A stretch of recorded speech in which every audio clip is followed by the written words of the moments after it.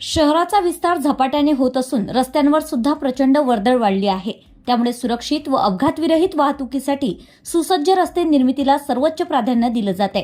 शहरातील मुख्य रस्त्यांना जोडले गेलेले पोच रस्ते हे देखील वाहतूक नियंत्रणासाठी पर्यायी मार्ग ठरू शकत असल्याने या रस्त्यांवर चांगल्या सुविधा निर्माण करण्यासाठी एका नियोजित कृती आराखड्यावर प्रभावी अंमल करण्यात येत असल्याचं मनोगत आमदार सुलभाताई संजय खोडके यांनी व्यक्त केलंय।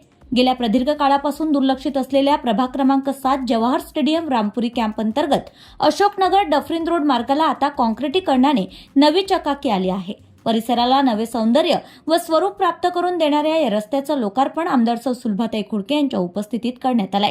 अशोकनगर भागात बौद्ध विहार असल्याने त्या समोरील संपूर्ण रस्ता खड्डेमय झाला असल्याने अनुयायांना तसेच स्थानिक भागातील लोकांना नाहक त्रास सहन करावा लागत असे। तसेच अशोकनगरचा मुख्य रस्ता हा रामपुरी कॅम्प व डफरीन रुग्णालय मार्गाला जोडला गेला असल्याने त्या रस्त्यावरून मोठी वाहतुकीची वर्दळ दिसून येते। या संदर्भात स्थानिक नागरिकांनी आमदार सुलभाताई खोडके यांना अवगत केलं असता त्यांनी पुढाकार घेऊन अशोकनगर मुख्य रस्त्याचं काम मार्गी लावलंय। याबद्दल अशोकनगर वासियांच्या वतीने आमदार महोदयांचं स्वागत, सत्कार व अभिनंदन करण्यात आलंय। दरम्यान अशोकनगर भागातील अन्य समस्यांबाबतही नागरिकांनी आमदार महोदयांशी संवाद साधला असता सर्व समस्या सोडविण्यासाठी आपण तत्पर भूमिका घेणार असल्याचा विश्वास आमदार महोदयांनी व्यक्त केलाय।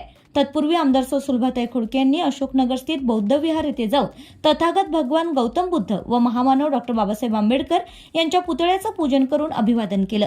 या भूमिपूजन कार्यक्रमाप्रसंगी माजी नगरसेवक भूषण बनसोड, श्रीचंद तेजवानी, मनीष बजाज, प्रवीण भोरे, रीना भोरे आदींसह अशोकनगर परिसरवासी प्रामुख्याने उपस्थित होते।